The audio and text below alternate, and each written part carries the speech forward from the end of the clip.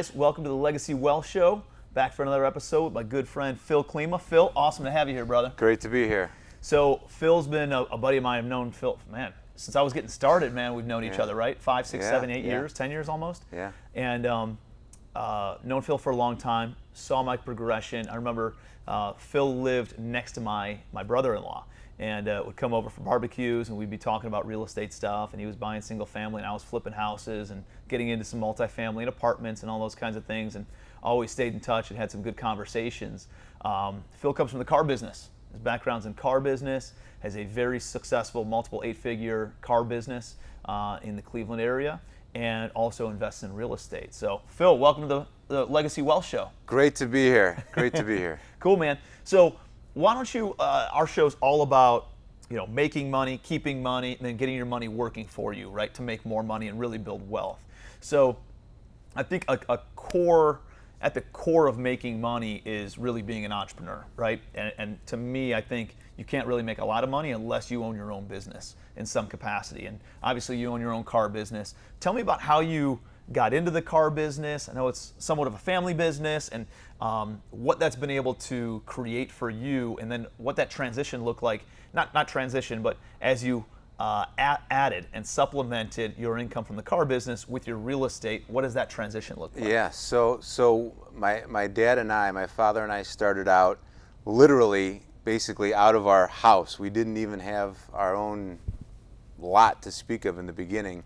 He has a 30-year background, new car dealer side, sold, managed, ran stores, and we started very small. We started with a couple pennies and just grew it, leased a shop in Cleveland, leased a bigger place, got another place. At one point, I think 15 years ago, we had like 3 different leases going on at once just because we were growing so fast, and we just had more cars than we had room. So it was really fun. Those are fun years, yeah, growing quickly, and then we were fortunate to be able to connect with a couple of the older Gamley stores. It was a big dealer in the Cleveland area, bought those, and now we're sort of have a good footprint set in Brunswick, which is a suburb of Cleveland. So we've been phenomenally just blessed. Great people over the years, a lot of long-term employees, and how many cars are you moving a month? So we're moving about 175 cars a month now. Dude, that's no joke. Yeah, That is real business. So the state of Ohio, which is a good strong car state, we're probably in the top 4 or 5 in volume every month as far as used cars. That's awesome, man. Yeah. Good for you. So when did you realize that you wanted to kind of get into real estate a little bit? So I was always, like everybody says, always the Rich Dad, Poor Dad book experience, right? We always kind of start getting our mind moving.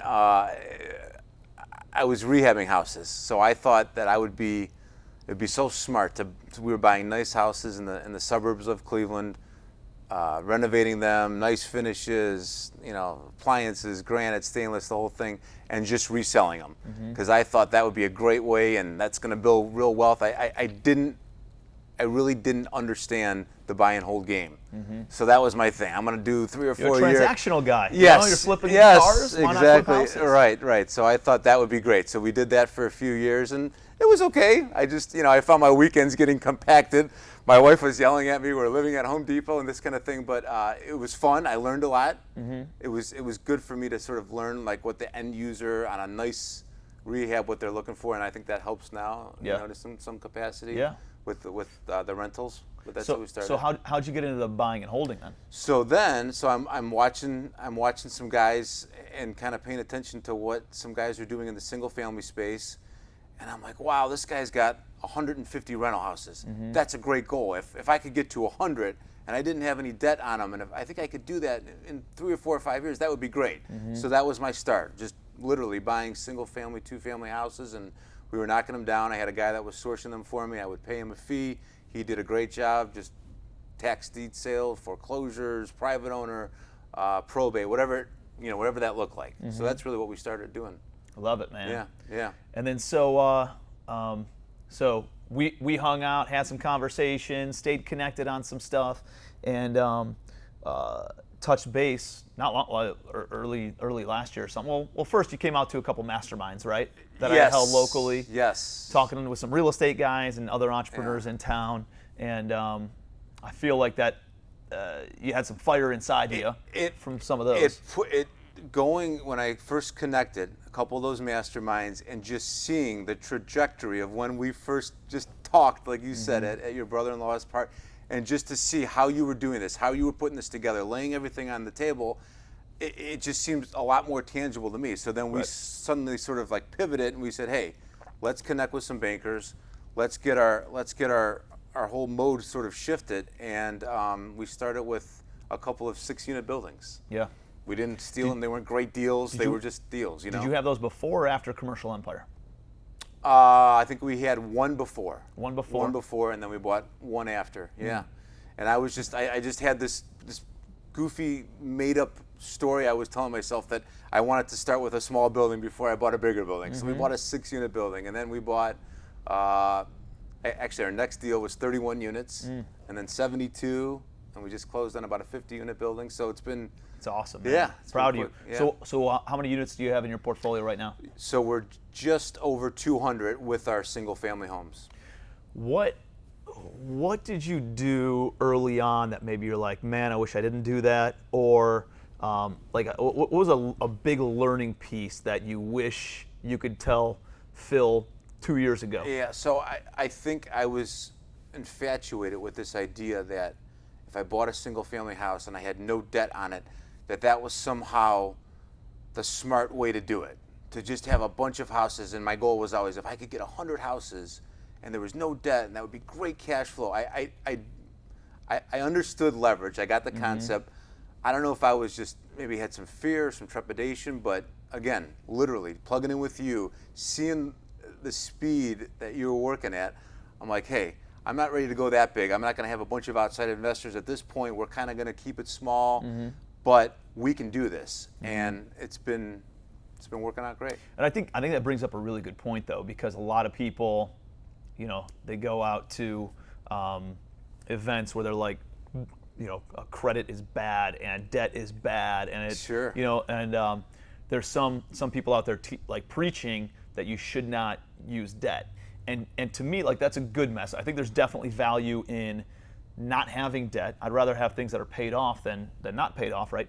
But I feel like those messages are more for people who are not very good stewards of capital, right? Who don't know how to manage money, who don't know how to manage debt properly. And I think if you have debt, it's okay to have debt if you're buying at a low enough basis, right, where there's a lot of equity, so you have a lower, even if you're fully leveraged on the acquisition, if you're buying at 50 cents on the dollar, there's still a lot of equity where now you have options, right? And if you're always using debt to buy an asset that produces cash flow, that creates income to cover the operating expenses and to cover the debt service and still put cash in your pocket, I feel like that's very safe debt to put in place. It's so powerful. In the beginning, I was literally self-managing a portfolio of single-family houses, taking the rent, depositing the rent, talking to the tenants. And now, when we can buy communities that are big enough where I have an on-site manager there, and then I'm able to have the wherewithal, so we've got an office person, so I'm out of that day-to-day. I look back and I don't feel like I wasted my time. I learned a lot. It's good. Cut my teeth, and I have a good feel for it. But it's night and day. I love that, man. Night and day. I love that. Yeah. So you're up to how many units again? Couple hundred. 200 units or so.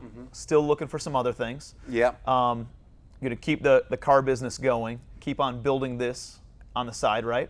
Yeah. So living in Cleveland, and I think Tim said this before, and he's very right. Like, we're in the Midwest. We don't need, there's plenty of money. Our car business is very healthy, and there's plenty of cash flow there. So I'm basically just trying to funnel off as much as I can into the next acquisition. Love simple as that. Yeah. What's your long-term goal over the next, let's say 5 to 10 years? Yeah. So we want to get 200 units total bought this year, which we should, and then we're just going to try to get to 1,000. So we want to get in the next 4 years or so up to 1,000 doors. Love that. And then hopefully start doing some syndication type stuff. Dude, you're going to be amazed at how quickly this stuff compounds. Yeah. You'll be amazed. Because if you pick up 200, you're at 250 doors, 300 doors by the end of this year. I mean, you'll be able to pick up another 300 next year, and probably another 300 the year after that. Within 24 months, you're going to hit that. Now, it's powerful stuff. So what would you tell somebody maybe a little bit earlier on, maybe they're in the single family business, maybe they're going out collecting rent on their own, right? Yeah. Maybe they're the ones taking the cash Yeah. from the tenant to the bank, depositing in their account. What would you say to help them kind of get past that mental barrier that you can get into apartments, that you can scale up faster? And what would you say to them? Here, I'm in the first quarter. My dad and I were early on in this, but I can say unequivocally, just from the experience I have in the automobile business, almost 20 years, and I'm dealing with thousands of people every year.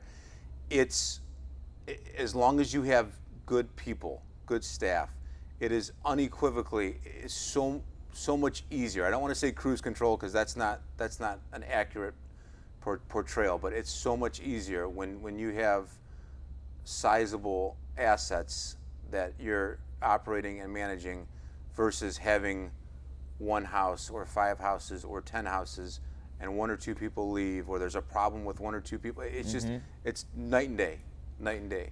Yeah, I mean, because you have enough revenue, right? And you being a Yes. business guy, understand that revenue solves all problems, right? If you have more revenue, then you can cover some of the overhead. You can cover the operating expense. Yep. You have enough revenue coming in where now you can hire somebody to take care of that piece and There's just oversee it and more manage meat it. on the bone. There's just more meat on the bone. And I know you've said that a ton of times when you get into your larger deals, and it's just true. And not only for your staff, but also if you're joint venturing, right? Yes. Now all of a sudden there's enough juice in the squeeze where you can bring in outside partners to complement your skill sets. Maybe it's something that you're a little bit weaker at, somebody else is stronger at. Maybe Exactly. something they're weak at, you can be really strong at. And guess what? There's a big enough pie for everybody to get fed, Yep. right? I love what Phil's saying about surrounding yourself with A players. That has been everything in changing my business. Not only from A players on my team, but also A players that are mentors of mine, joint venture partners of mine, people I can kind of hire from a fractional standpoint or on retainer to come in and help me out with my business. And if you don't have A players, go and find the best CPA in town. Go and find the best fractional CFO in town. Go and find the best bookkeeper in town. Go and find the best operators in town, leasing it. Like, you have to fill up your team with all A players. I went to Spain for almost an entire month in the spring of this year, and I only checked my email once every other day for about an hour. And most of the emails that came through, I could just delete. You know why? Because I have A players on my team, running the operations, running the finance side, taking care of things whether I'm there or not there. That's the power in surrounding yourself with A players. It allows you to stay in your lane, focus on what your unique ability is, and double down on that strength. Instead of trying to get outside of that box and doing draining type of activities, focus on the driver activities in your business. Man. So tell me a little bit about, like, what was your biggest takeaway? This is kind of a self-interest question. What was your biggest takeaway from Commercial Empire when you came out to that? So And you came out, what, about almost 12 months ago? I think I've been to It was October of last year? a couple of them. Yeah, you come out I think too the now. first one was October. Yeah, so I was initially I was really impressed by the way that you assembled your team and how organized and how serious you were about having everybody plugged in your org chart. And then how, I guess the other obvious thing is how big you were able to scale. And I always left there saying, I know you're extremely smart and you did everything right, but I'm like, if Tim can do this, I can do this, right? So maybe I'm not going to buy 2,000 units this Dude, year. you knew me before I did that, Yes. right? So you're Just like, to see- well, I know where he was coming Yeah. from, and I know where he is now. Like, he's still the guy I had beers with over at the backyard party, on Memorial Day. Like I know that I can do this too. Extremely powerful for me. Extremely powerful. Yep. Yeah.